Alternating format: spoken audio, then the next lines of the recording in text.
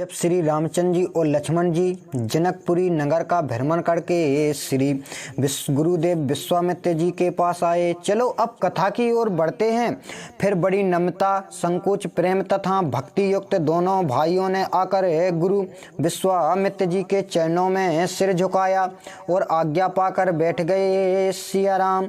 तब रात्रि होते देख मुनि जी ने आज्ञा दी कि अब संध्या बंद कर लो। दोनों भाइयों ने संध्या किया और पुरानी ऐतिहासिक कथाएं कहते हुए वह सुंदर अर्ध रात्रि व्यतीत हो गई। सिया राम। तब विश्वामित्र जी अपने आसन पर जाकर सो रहे हैं और दोनों भाई उनका पांव दबाने लगे, जिसको प्राप्त करने के लिए लोग विरक्त होकर अनेक प्रकार से जप योग किया करते हैं। सिया राम। उन दोनों भाइयों के प्रेम से ऐसा विवश कर दिया है कि वे अपने गुरु के चरण कमलों को प्रेम सहित दबा रहे हैं। तब मुनि ने बारंबार आज्ञा दी। तब श्री रामचंद्र जी ने जाकर शयन किया। सिया राम।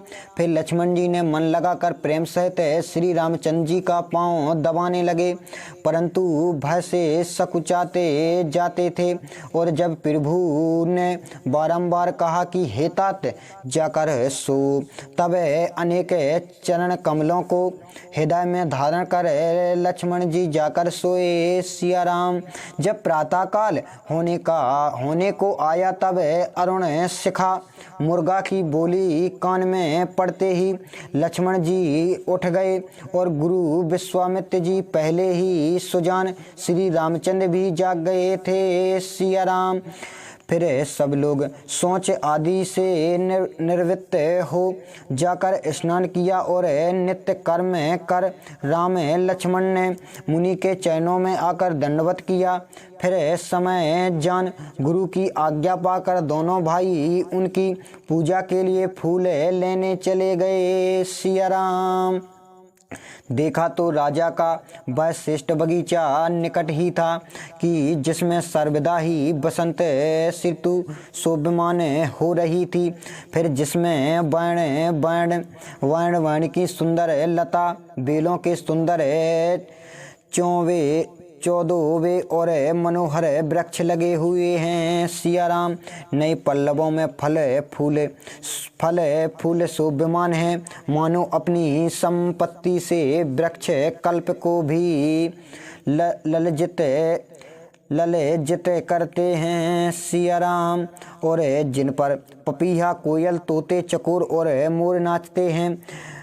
बाग के मध्य भाग में सुंदर सरोवर भी था, जिसमें मड़ियों से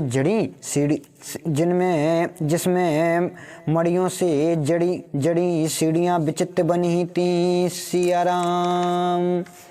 जिसमें निर्मल जल था और अनेक रंग के कमल खिले हुए थे। तब भौरे गुंजर कर रहे थे। सिया राम। इस प्रकार बाग और तालाब को देखकर भाई लक्ष्मण सहित श्री रामचंद्र जी प्रसन्न हो गए, क्योंकि वह बड़ा ही रमणीय और श्री रामचंद्र जी को सुख देने वाला था। सिया राम।